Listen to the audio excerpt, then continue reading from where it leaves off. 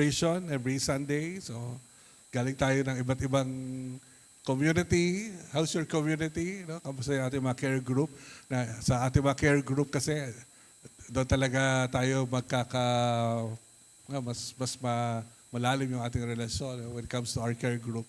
Then Sunday, this is just a place for our celebration where we meet our Lord. Okay, so we meet one another and we meet our Lord. So let's just look at this scripture. 1 Corinthians chapter 15, 22-23. Kung meron po kayong Bible.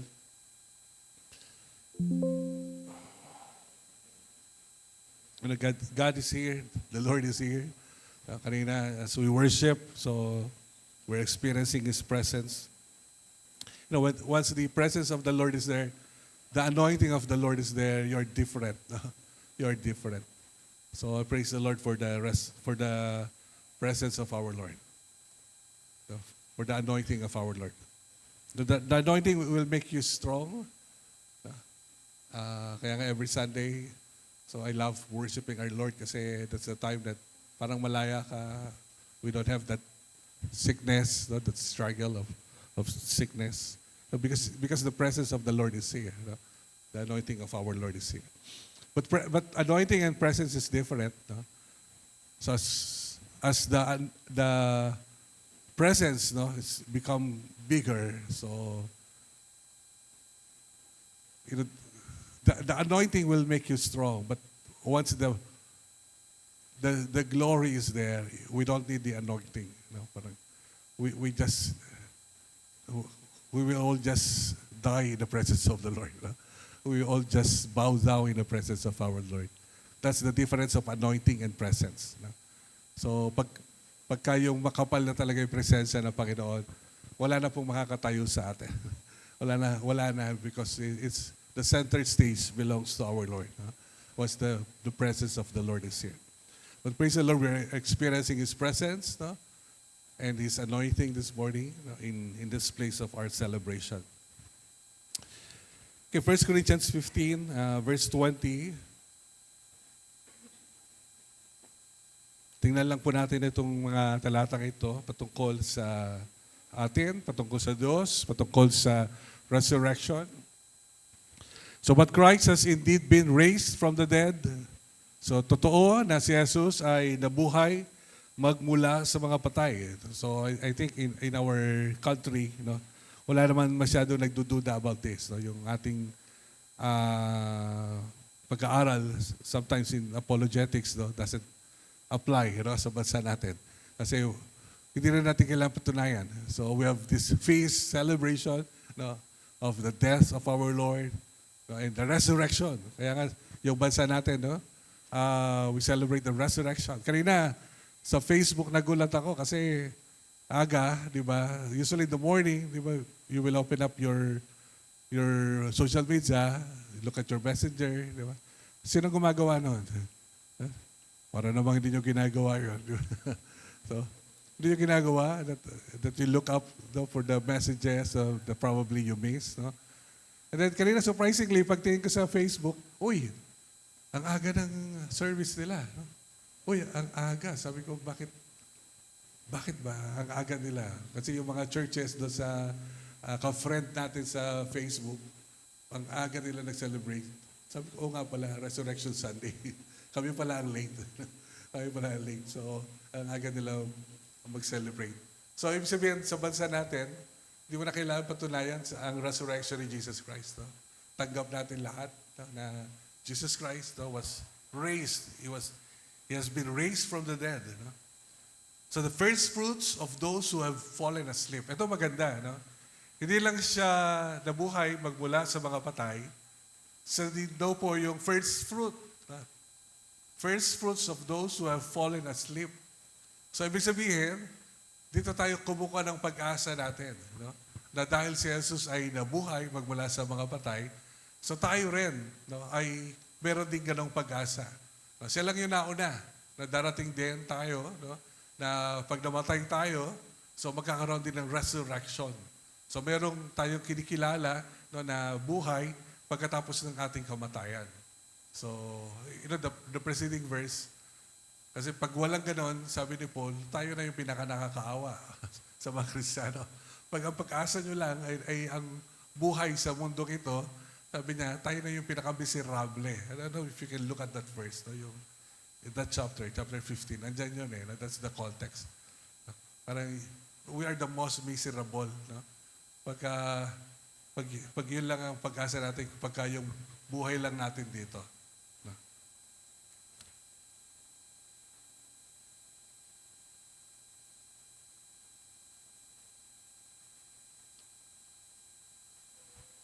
Nakita mo kaya Caleb?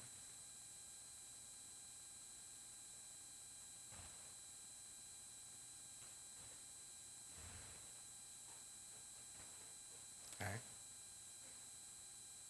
We are in 1 Corinthians chapter 15. Okay. That's verse 20.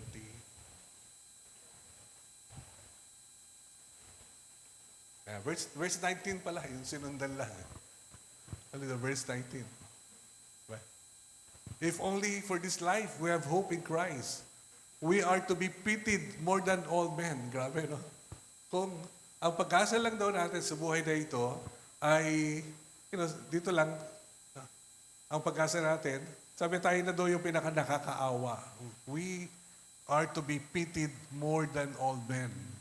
Bakit? Kasi yung mga Kristiyano, di ba tayo marunong magsakripisyo, no, ng buhay natin, sa pagmamahal natin sa Diyos, sa paglilingkod natin, handang mamatay para kay Kristo, no, nabibilanggo, no, yung mga mananampalatayang Kristiyano, pinag-uusig, ano pa, sinusunog, no, binabalatan ng buhay.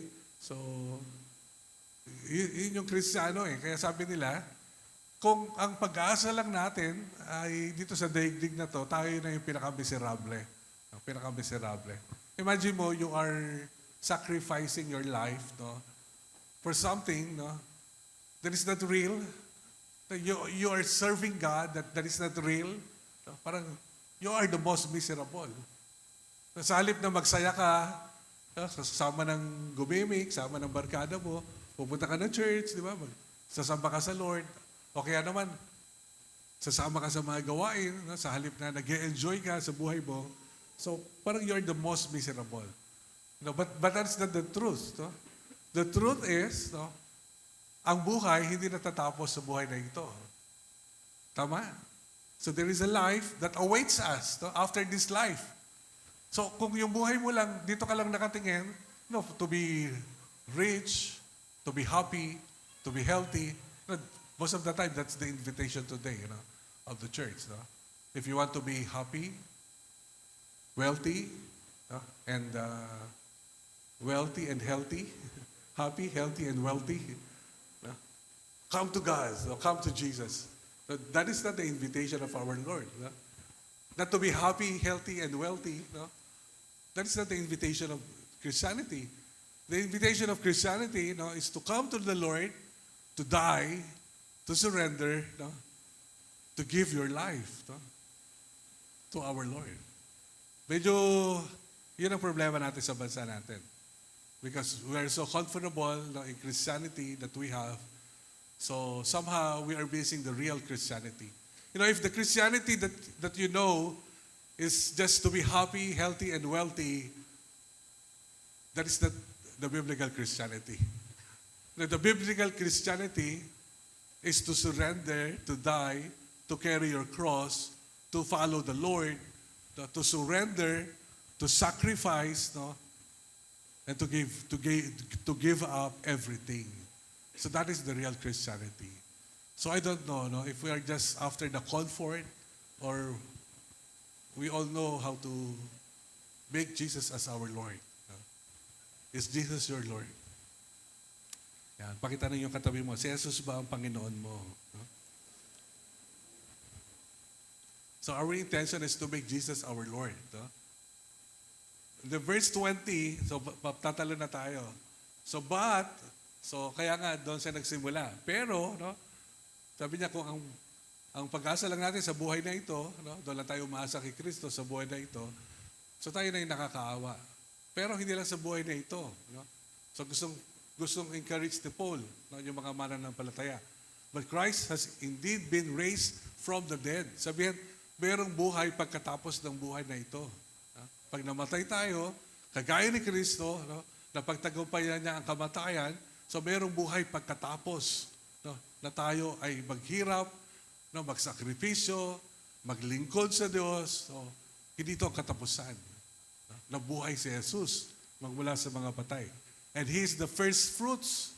No, first fruits of those who have fallen asleep. So siya lang yung unang patunay, no, na mabubuhay tayo. By the way, this is not for everyone. Sorry, no, but let us jump on to verse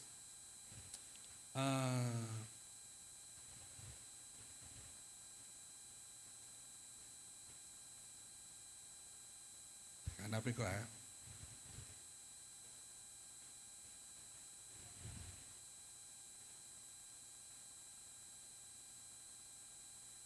Yun, verse 23. Can we jump on verse 23? But each in turn cries the first fruits. Then when He comes, those who belong to Him. Those who belong to Him. I think that's a powerful words. Parang Jesus Christ, yes, He came, He died on the cross, He was resurrected, and He's coming back, but not for everyone. It's not for everyone. It is only for those who belong to Him. Yung sa Kanya. Babalikan niya ay yung sa Kanya. Sa Kanya lang. Yun lang ang babalikan niya. Kaya tanongin mo yung katabi mo, kanino ka ba? Kung hindi ka kay Kristo, then Christ will not return for you. No? Christ will only return for those who belong to Him. Para lang sa Kanya. But that is our hope. Iyon naman yung pag-asa ng mga sa Kanya. No? Na ginawa siyang Panginoon sa Kanyang buhay, ginawa si Jesus na Panginoon sa Kanyang buhay. No? Pinag-alayan ng Kanyang panahon, pinag-alayan ng Kanyang lakas, no? Pinag-alayan ng Kanyang kayamanan. That includes yung paano natin ginagastos yung pera natin kung tayo ay gumagastos para sa kaharian ng Panginoon. So pinag-alayan ng buhay mo, ng career mo, pinag-resign sa trabaho para sa Panginoon, para naging isang katatawanan doon. Pinag-resign ka ba? Tanungin mo yung katabi mo, pinag-resign ka din ba ng Lord? I don't know if you don't know the context. If you know the context, there is a context for that. So pero, pag nagsakripisyo ka, sumunod ka sa Diyos, nag-alay ka ng buhay sa Kanya, sa Diyos ka, dahil si Jesus ang Panginoon mo, and then Christ is returning for you. You belong. You belong to Christ. You belong to Christ. So I think yun yung kailangan nating masagot, mga kapatid. Do we belong to Christ? Do we belong to Him? Tayo ba ay kay Kristo? So sa panahon ng buhay natin po, meron tayong panahon ng pamimili sa panahon na ito. Habang nabubuhay tayo. Ito po ay panahon ng pamimili. Kung pipiliin natin si Kristo sa buhay natin, iaalay natin din ang buhay natin sa Kanya, at gagawin natin si Kristo na Panginoon ng buhay natin. Ito ay panahon ng pamimili. Ang iksilang ng buhay natin.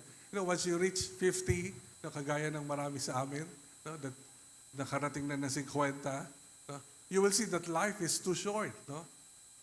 Ilan taon ka pang mabubuhay? 10 taon? 20 taon? 30 taon? Life is too short.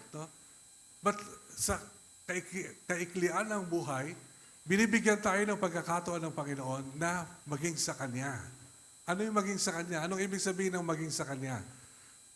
Ito lang nakaraang mga araw, pinagdiwang natin, di ba, ang kamatayan ni Jesus sa krus.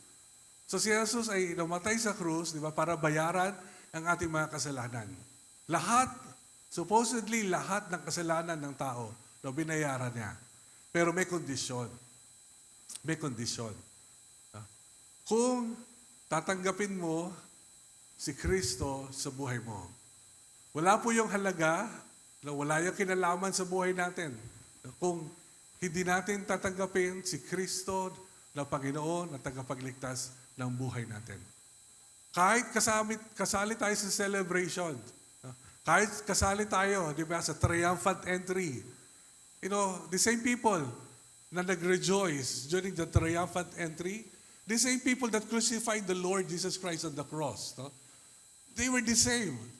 So bakit? Kasi wala silang kaalaman tungkol sa pagliligtas na ginagawa ni Kristo para sa kanila.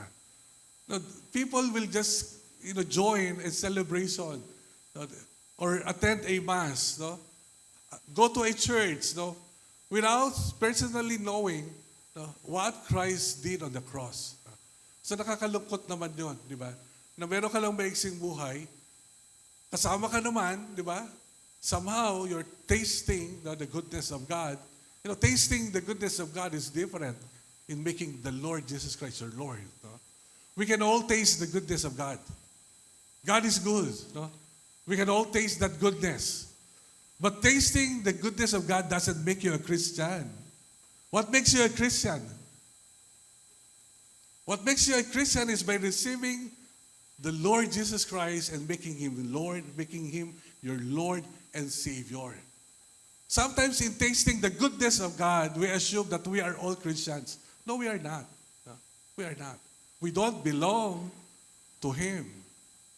There are those people that don't belong to Him. That is the truth. Not all people belong to our Lord. Not all. We might be saying that God is good. I'm experiencing His goodness. But is He your Lord? Is He your Savior? Have you surrendered your life to Him?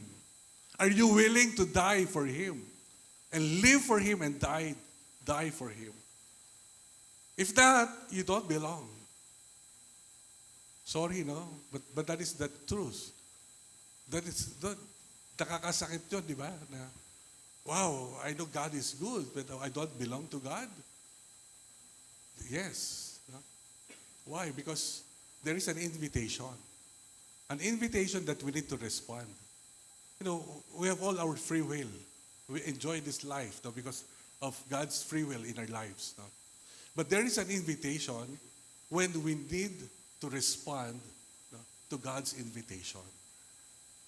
If we will make Him our Lord, we will surrender our lives to Him, we will ask for forgiveness, then we can be forgiven, we can be a Christian, we can belong to Him, and we can be saved.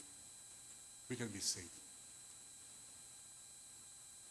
So, hindi po ako galit sa inyo. I just want to share the goodness of God. The goodness of God compels us to come to Him. The goodness is only the beginning. That's why God is so good to us. Because God wants us to know Him as our Lord and Savior. Pero we need to come to a point of our lives that we need to respond. Is Jesus Christ my Lord? So paano gagawin yon? By simply believing. That is faith, di ba? Simply believing that Jesus Christ died on the cross. He paid for your sin. And now, you're believing and making Him your Lord and your Savior. That is faith. And how do you do that? By opening up your heart to Him, receiving Him in your life as your Lord and Savior, and at the same time surrendering to Him. We cannot just receive Him. The invitation is not only to receive Him. The invitation is to make Him Lord. We're to surrender also our life to Him. That is the invitation. Not only to receive Him as Lord, as Savior, but the invitation is to make Him your Lord. That is the guarantee. If there is an assurance of salvation, there is. The assurance of salvation is when you receive Christ as your Lord and Savior, and you make Him your Lord. That is the assurance. When you make Him your Lord, that is the assurance of your salvation. Now you know that you belong to Him because He is your Lord. Is Jesus Christ your Lord? So, siguro ngayong umaga, we can pray that prayer, we can open up our hearts to Him, and respond to that call. Lord Jesus, I want you to be my Lord. I want you to be my Savior. I want to follow you. I want to surrender my life to you, for the rest of my life. That is not that is a decision that you do for the rest of your life. Not a decision every day that we do.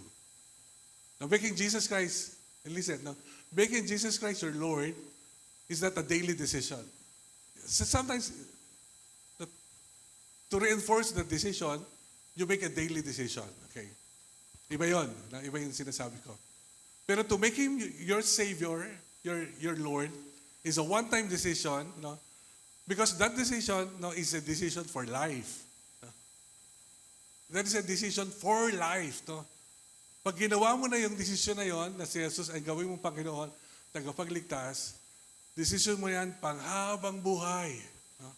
Of course, araw-araw, nire-reinforce mo yon, sinusurrender mo pa rin ang buhay mo sa Panginoon.